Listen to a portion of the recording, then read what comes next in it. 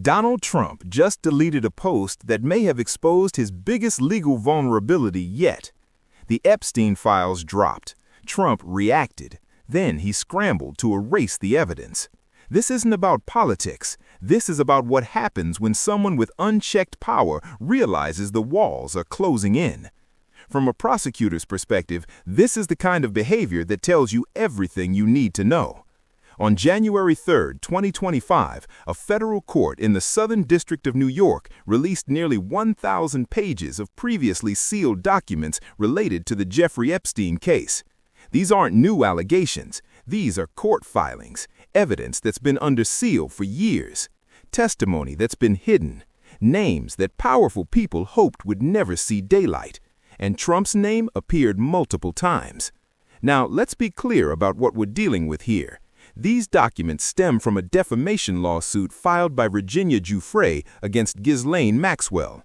The case settled years ago, but the underlying evidence, depositions, witness statements, flight logs, that material stayed sealed until now. The public narrative has been sanitized. Epstein had connections to powerful people. Trump knew Epstein socially. Generic, vague, safe. Here's what they're not telling you. The documents released contain specific allegations linking Trump to Epstein's properties during the time period when the abuse was systematic and ongoing. We're talking about Mar-a-Lago. We're talking about Manhattan. We're talking about calendar overlaps that any competent prosecutor would immediately flag. Trump's first response? He posted a statement on Truth Social calling the release a witch hunt and claiming he banned Epstein from Mar-a-Lago years ago. Standard playbook: deflect, rewrite history, control the narrative. But here's where it gets dangerous. Within hours, that post was deleted. Not edited, deleted. Think about this for a second. Why would someone delete a denial? Why would you erase your own defense? From a prosecutor's perspective, there are only a few reasons you pull back a public statement that quickly. 1. Your lawyers told you it's legally reckless. 2. The statement contains a provable lie that could be used against you later. 3. You realize you just created evidence of consciousness of guilt. Let that sink in. When someone with Trump's media instincts, someone who has never backed down from a fight, who has attacked judges, prosecutors, witnesses, the FBI, the DOJ, when that person deletes a post defending himself, it means something serious just happened behind closed doors. Here's what they're not telling you about why this document release matters.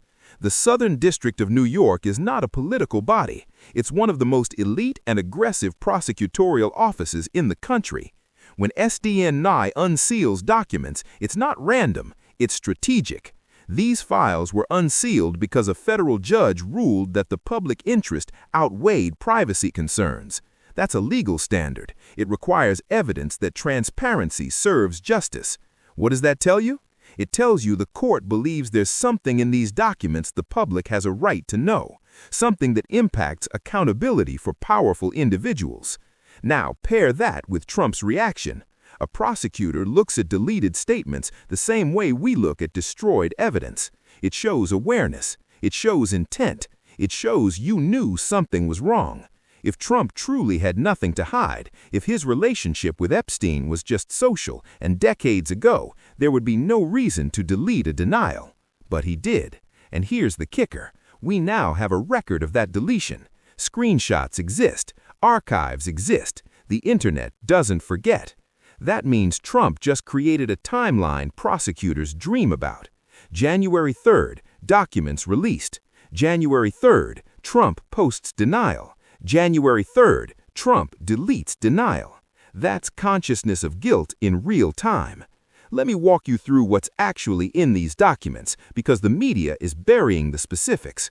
The Giuffre versus Maxwell case included sworn testimony from multiple witnesses who were asked directly about Trump's presence at Epstein-related events and locations. One deposition specifically names Trump as being present at Mar-a-Lago during a party where underage girls were also in attendance. The witness describes Trump and Epstein as being very close during that time period. Another document references a 2016 deposition where a witness was asked about Trump's behavior at these gatherings. The answer was sealed until this month. Now, does this prove criminal conduct? Not by itself, but from a prosecutor's perspective, it establishes something critical: proximity and knowledge. If you're building a case, you need to show the defendant was in a position to know what was happening. You need to show access. You need to show relationship. These documents do exactly that. They also undermine Trump's central defense that he barely knew Epstein, that he cut ties early, that he wasn't involved. Flight logs, party guest lists, phone records. These are the kinds of documents that don't lie, and they're now public. Compare this to how the DOJ handled other high-profile cases involving powerful men and allegations of sexual misconduct. When evidence connects someone to a criminal enterprise, even indirectly, prosecutors start building a conspiracy case. You don't need to prove someone committed the underlying crime. You need to prove they were part of the operation, that they benefited, that they knew. The deleted post, that's evidence of knowledge. Trump knew these documents existed. He knew what they said, and he knew his public denial wouldn't hold up. This is bigger than one case. What we're watching is a stress test of whether the rule of law applies to former presidents. Trump has spent years arguing he's immune from accountability: presidential immunity, executive privilege, absolute immunity. But the Epstein documents aren't about his time in office. They're about conduct that allegedly occurred before, during, and after his presidency. That means no immunity shield. That means no executive privilege defense. If DOJ or SDNY wanted to pursue this, the legal pathway is open. And here's what makes this particularly dangerous for Trump. Epstein is dead. Ghislaine Maxwell is in prison. The co-conspirators have either flipped or neutralized. That leaves one major unresolved question: who else was involved? Prosecutors love that question because it creates pressure. It creates leverage. Right now, Trump is dealing with 4 separate criminal cases: federal classified documents, federal January 6th, Georgia RICO, New York state fraud. Add Epstein into the mix, and you're looking at a potential 5th investigation that touches the 3rd rail of American politics: sex crimes involving minors. No prosecutor wants to bring that case unless it's airtight. But if the evidence is there, if the documents support it, if witnesses corroborate it, this changes the entire legal landscape. And Trump knows it. That's why he deleted the post. Because the smart move, the move any competent defense attorney would advise, is to say nothing. Don't confirm, don't deny, don't create evidence. But Trump couldn't help himself. He posted, then he panicked, then he erased. That's not the behavior of someone with a clean defense. That's the behavior of someone who just realized the exposure is real. Here's the truth they don't want you to understand. The Epstein files aren't going away. The documents are public. The legal scrutiny is intensifying, and Trump's deleted post is now part of the record.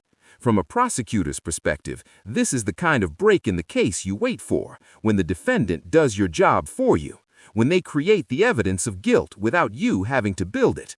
This isn't over. This is just beginning. Stay informed, because what happens next will determine whether power still shields the powerful or whether accountability finally catches up. More truth coming.